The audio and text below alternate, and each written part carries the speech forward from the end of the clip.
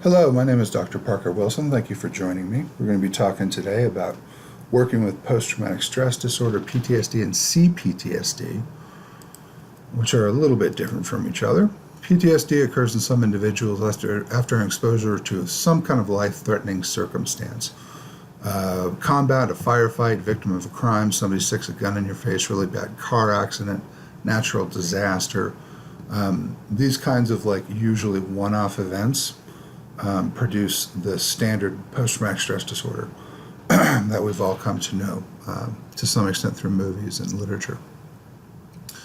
Complex post-traumatic stress disorder typically occurs in individuals who've had developmental trauma.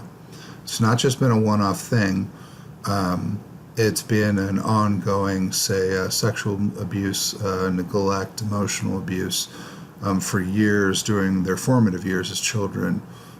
Maybe they were sexually assaulted or raped, or the victims of incest and things along these lines.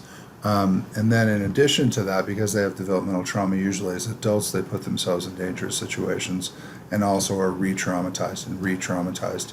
And that's kind of what complex post-traumatic stress disorder feels like in a way, sounds like in a way. So the fundamental mechanism is a glitch in the fight, flight, or freeze mode. PTSD and CPTSD are anxiety disorders, so you have to work with anxiety in a very particular kind of way. As I was just talking about, you can have acute trauma and developmental trauma, and these are treated very differently. Think about a 22-year-old Marine who's in Fallujah or Afghanistan, and he's in a few firefights in his platoon, and he's otherwise had a normal childhood and no overt trauma in his childhood, and he gets PTSD. That's pretty treatable. That's pretty easy, actually, pretty standard stuff.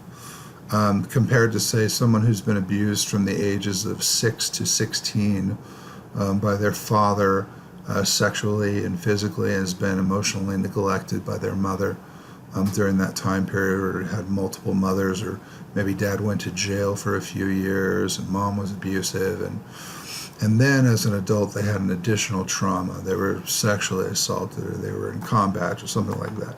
So you can kind of begin to see the difference. So the treatment for trauma is, once we have the diagnosis and we know what kind of trauma we're dealing with, we ask the patient to start changing their relationship with anxiety. Okay, the anxiety needs to be brought under control if it's overwhelming. We have medications and professionals like psychiatrists that we work with that can help with that. But to the extent that you're self-medicating with drugs and alcohol, we want to minimize that. Marijuana, on that note, is a very potent anti-anxiety, and that's very good. Marijuana is not addictive. It doesn't pass the blood-brain barrier, and it does lower people's levels of anxiety, which is good. But we want the patient to begin to feel the anxiety, to confront the anxiety, to change their relationship with the anxiety. We don't want them to run away from it or try to get out of it or try to numb themselves out of it. And at the end of the day, the long-term goal here is to change your relationship with anxiety, to become friends with it, to become curious about it. That's the thing, okay? So here's what we do. We usually have, all of us have emotions we don't like: frustration, anxiety, stress, sadness, loneliness, shame, grief, anxiety, of course, right? Number one big exit door, this is for all human beings that I've ever known, is to numb out. It's drugs, alcohol, food, sex, TV, work, money. You can numb out with anything, video games, whatever. Next big exit door is anger and aggression. I'm just going to take what I feel, I'm going to project it onto you, I'm going to blame you for it. Now you're the object of why I feel bad. Now it's really easy for me to be angry at you. And I can be really overtly angry. I can yell and scream at you. Or I can do it passively. I can get weepy and walk out of the room and hope that you follow me, or threaten the relationship, or I just get kind of manipulative. Okay. Next big exit door is materialism. We just crave and seek things. We like retail therapy. We just want to buy some more extraneous crap I don't really need, or a pair of shiny shoes, or something sparkly that'll make me feel transitorily okay for a little while. Okay, so and some of us have, so most of us have some combination of these exit doors. So it's important to start understanding how you exit your emotions, especially anxiety if you got PTSD. What do you do to get out of that feeling of PTSD, to get out of that anxiety, to get out of that hyperventilation, that feeling of like being overwhelmed, and your heart starts to race, and you start to sweat a little bit, and you start to panic a little bit. And often for no reason, you just got triggered by something, you're not sure what the trigger is. This is how we begin understanding what we do with our current emotions.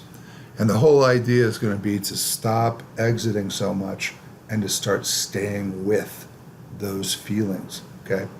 Because to the extent that we cannot be present with our own experience of life, and we're always exiting and numbing out and leaving and getting angry at other people, we're going to suffer, and we're going to make it worse. If you want to make anxiety worse, avoid it.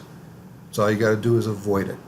Just don't deal with it, don't confront it, don't get curious about it, try to get out of it every way you can. Numb yourself out of it, get angry about it, materialize yourself out of it, and you will make it so much worse until your entire life shuts down. On the other hand, if you go eyeball to eyeball with it, with non-reactivity, non-judgmentality, you don't want to be judgmental about it, you want to get curious about it. As the Zen would say, you want to invite it in for tea, invite the demon in for tea. You want to understand your anxiety. Then that depowers the anxiety. That empowers you and depowers the anxiety. I hope that makes some sense. This is a little equation in clinical psych, S equals P times R. Suffering is the amount of suffering we'll experience in life. P is the pain inherent in life. Birth, aging, sickness, death, being met with unfortunate circumstances beyond your control, being separated from people, places, and things that you want. All of us can relate to these kinds of this kind of pain. And then how much you resist. How much do you resist that pain? How much do you insist that you can numb your way out of your feelings? How much do you insist that you should never feel bad? What is happiness for you, by the way? What do you think happiness is? You know? And how much do you resist the pain that you just can't get out of, like grieving? Eventually, at some point, somebody you love is going to die. Someone who's going to get diagnosed with some terminal disease. A pet is going to die. Most of us have experienced that. We're going to lose something. Loss is an inherent part of life. Just as birth is as important as death, and vice versa. You can't accept one half of it. You can't really understand the other half. You can't really connect to anything. So you're in this limbo. So the amount of resistance that you provide, if your resistance is 2 or 3 or 4 or 5 or 6, your suffering is going to be multiplied dramatically, geometrically. On the other hand, if your resistance is fractional, say 1/4, 1/8, or 1/100th, right? You're going to decrease the level of your suffering geometrically as well. Okay, so I hope that makes sense too. Core meditations for PTSD. We start with shamatha, which is Sanskrit for calm, abiding, or single point of focus.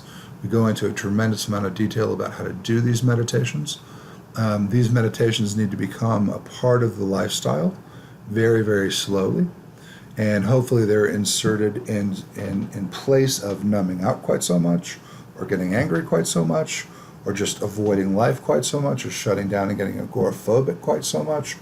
And instead, we just sit and try to be present with what our experience of life is, try to learn how to work with our thoughts and our emotions. That's shamatha.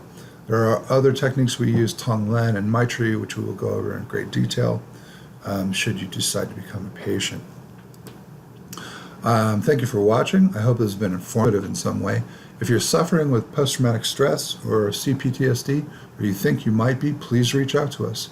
Use our easy online contact form or give us a call. Thanks a lot for watching. Have a wonderful day.